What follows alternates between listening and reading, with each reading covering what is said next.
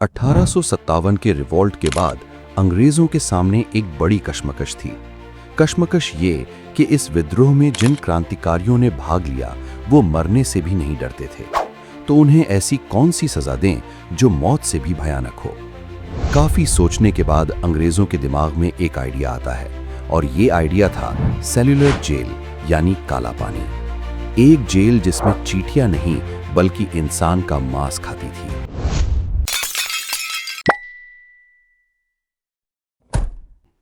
उन्नीसवीं सदी में अंग्रेज इस जेल में कुल 80,000 कैदी लेकर गए, जिनमें से सिर्फ 300 ही वापस जिंदा लौट सके। 1857 की क्रांति वो तूफान था जिसमें अगर थोड़ी और एकता होती और ये कुछ समय और लंबा चल जाता तो अंग्रेजी हुकूमत का भारत से सफाया हो जाता। ये बात अंग्रेजों को भी पता थी, इसलिए इस विद्रोह के दौरान जिन क्रांतिकारियों को अंग्रेज कैद करने में सफल रहे, उन्हें वो भारत में रखने का रिस्क नहीं ले सकते थे। इसके लिए उन्हें एक ऐसी जमीन की तलाश थी जो भारत से हजारों किलोमीटर दूर हो।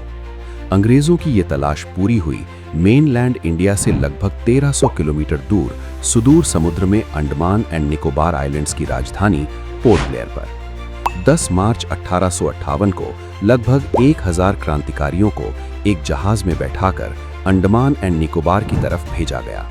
कई दिनों के सफर के बाद जब ये लोग उस आइलैंड पर पहुंचे तो वहां पर उनके सामने घने जंगल और जंगली जानवर थे। जहाज से उतरते ही सबसे पहले इन लोगों को जंगल काटने के काम पर लगाया गया।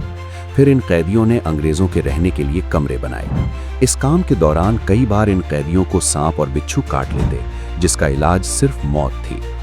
वहां इन लोगों के सर पर छत तक नहीं थी, ये खुले में जमीन पर सोते थे, जहां कदम कदम पर मलेरिया और प्लेग जैसी बीमारियां थीं, जिनसे ये कैदी बेमौत मरते थे।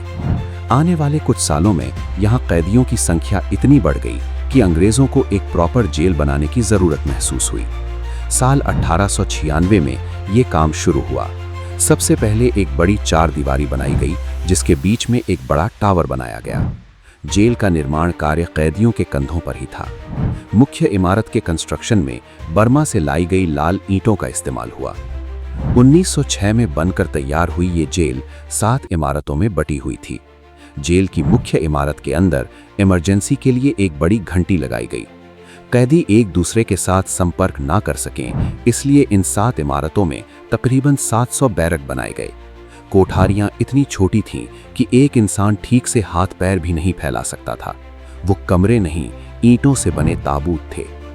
इस जेल को धरती पर बना हुआ नरक क्यों कहा जाता था, इसके पीछे वजह थी इसकी बनावट और यहाँ पर रहने वाले अंग्रेज अधिकारी जो जल्लाद थे। जेल में रहने वाले प्रत्येक कैदी को कोल्हू के बैल की तरह हर रोज नारियल का तेल निकालना पड़ता था, और जो कैदी ये काम नहीं कर पाता उसका शरीर कोड़ों से छिल दिया जाता। नारियल से तेल निकालने के अलावा इन कैदियों से रस्सी बनवाना, कपड़े सिलवाना और चक्की से आटा पिसाई जैसे काम करवाए जाते।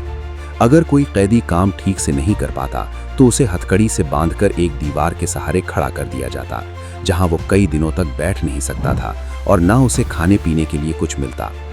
जेल में सैकड़ों सिक्योरिटी गार्ड थे। गलती करने पर इन कैदियों को ऐसे खुरदुरे कपड़े पहनाए जाते थे जिनसे इनका शरीर बुरी तरह छिल जाता था। सोचिए, एक तो गर्मी का मौसम और फिर इस तरह के कपड़ों में कटा फटा शरीर कितना पीड़ादायक था। इन कपड़ों में ये कैदी हिल भी नहीं सकते थे, और फिर इन घावों से जो रस्सी निकलती थी उसका भी कोई इलाज नहीं था।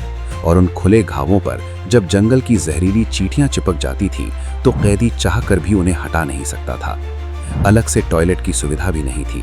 कैदियों को 2 तरह की थाली मिलती थी, एक से ये खाना खाते और दूसरी को नहाने धोने और शौच के लिए इस्तेमाल करते। रात के समय इन लोगों को बिना बिस्तर नीचे जमीन पर सोना पड़ता था। कई कैदी इन सजाओं से तंग आकर भागने की कोशिश भी करते थे, लेकिन लगभग सभी पकड़े जाते। पकड़े जाने पर इन्हें तड़पा तड़पा कर मारा जाता। इन सब के बाद भी अगर कोई कैदी भागने की कोशिश करता तो पहले तो वो वहां से निकल ही नहीं सकता था, क्योंकि जेल के चारों तरफ बस घने जंगल ही जंगल थे, जहां पर जंगली जानवर उन्हें नोच नोच कर खा जाते। और दूसरी बात ये कि यहाँ से कोई कैदी भागना भी नहीं चाहता था, क्योंकि इस वक्त तक अंग्रेज इन कैदियों की जिंदगी इस कदर नरक बना चुके थे कि अब उनमें जिंदा रहने की इच्छा ही खत्म हो चुकी थी। मार्च 1868 की बात है। जेल में 238 कैदियों ने अपना एक गुट बनाया और जेल से भाग गए। लेकिन जेल से निकलते ही इनमें से कईयों को आदिवासियों ने मार दिया। कुछ ने वापस पकड़े जाने के डर से खुदकुशी कर ली और बाकी वापस पकड़े गए, जिसके बाद जेल अधीक्षक जेम्स वॉकर ने 87 कैदियों को फांसी पर लटका दिया। फरवरी 1872 में वाइसराय लॉर्ड मेयो जब अंडमान की यात्रा पर थे, तब इसी जेल में एक शेर कैद था, शेर अली अफरीदी, एक शेर जिसने पिंजरे में रहकर भी शिकारी का शिकार कर दिया। वो कैदी जिसने भारत के सबसे पावरफुल आदमी वाइसराय लॉर्ड मेयो को जेल के अंदर ही मौत के घाट उतार दिया, जिसके बाद ये जेल और मशहूर हो गई। शेर अली को फांसी हुई। साल 1872 में यहाँ से 2 कैदी भागने में सफल रहे। इन दोनों ने जंगल से लकड़ी काटी और एक नाव बनाकर कलकत्ता की तरफ भाग गए। लेकिन ये उनकी बदकिस्मती थी कि बीच रास्ते में उन्हें एक अंग्रेज जहाज मिल गया और दोनों वापस पकड़े गए। 1857 के मशहूर क्रांतिकारी और उर्दू के प्रसिद्ध शायर अल्लामा फजले हक खैराबादी भी इस जेल में कैदी थे। खैराबादी इस जेल के बारे में लिखते हैं कि हर कोठरी में कच्चा छप्पर था जो दुख और बीमारियों से भरा हुआ था। कोठरी की छत हर वक्त टपकती रहती थी, हवा पथरी से भरी थी और बीमारी का खजाना थी। बीमारी सस्ती थी और दवा महंगी थी। बीमारियों की तो कोई गिनती ही नहीं थी। चारों ओर खुजली और कुबा फैली थी।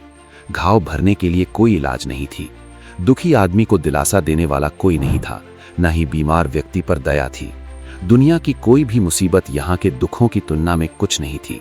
यहाँ साधारण बीमारी भी खतरनाक है। बुखार मौत का संदेश है और मस्तिष्क की सूजन का मतलब तो मौत है। यहाँ कई तरह की बीमारियां हैं जिनका किताबों में नाम तक नहीं है। जब कोई रोगी मर जाता है तो साफ सफाई करने वाले शैतान लाश को उसके एक पैर से घसीटता हुआ बिना नहलाए कफन के सारे कपड़े उतारकर एक ढेर के नीचे दफना देता है। ना उसके लिए कब्र खोदी जाती है और ना ही मृतक के लिए नमाज अदा की जाती है। अंततः 1861 में 65 साल की उम्र में खैराबादी भी इन्हीं दुखों के साथ दुनिया से विदा हो गए। 1908 में चंदन नगर में कमिश्नर के घर बम फेंकने वाले इंदु भूषण राय को भी इसी जेल में रखा गया था। जब से वे इस जेल में गए थे तब से उन्हें हर रोज अपमानित किया जाता था, जिससे आखिरकार वे इतने टूट गए कि उन्होंने माफी मांगने के बजाय अपने कुर्ते से फांसी लगा ली। इंदु भूषण की तरह इस जेल में हर रोज कई कैदी खुदकुशी करते थे। कई बार इन सब से परेशान होकर कैदियों ने भूख हड़ताल भी की, लेकिन अंग्रेज इतने जालिम थे कि वे जबरदस्ती इन कैदियों के मुंह पकड़कर उसमें एक नली के जरिए खाना डाल देते, और ये खाना तब तक डाला जाता जब तक कि कैदी मर ना जाए, ताकि डर के मारे अगली बार कोई और कैदी भूख हड़ताल ना कर सके। काला पानी का ये यातना शिविर साल 1942 तक चला। फिर सेकेंड वर्ल्ड वॉर के दौरान 1942 में अंडमान और निकोबार द्वीप पर जापान का कब्जा हो जाता है, और फिर तो अंग्रेजों के खुद के पैर भारत से उखड़ने लगे। इसलिए 1945 में ये जेल हमेशा हमेशा के लिए बंद हो गई। अंग्रेज इस जेल में कुल 80,000 कैदी लेकर गए, जिनमें से 500 लोग कभी वापस नहीं लौट पाए। वो 500 लोग सिर्फ आंकड़े नहीं थे, वो किसी के बेटे, किसी के पति थे। आज सेलुलर जेल की दीवारें खामोश जरूर हैं, लेकिन अगर आप ध्यान से सुने तो ईंटों से आज भी इनकलाब की गूंज सुनाई देती है।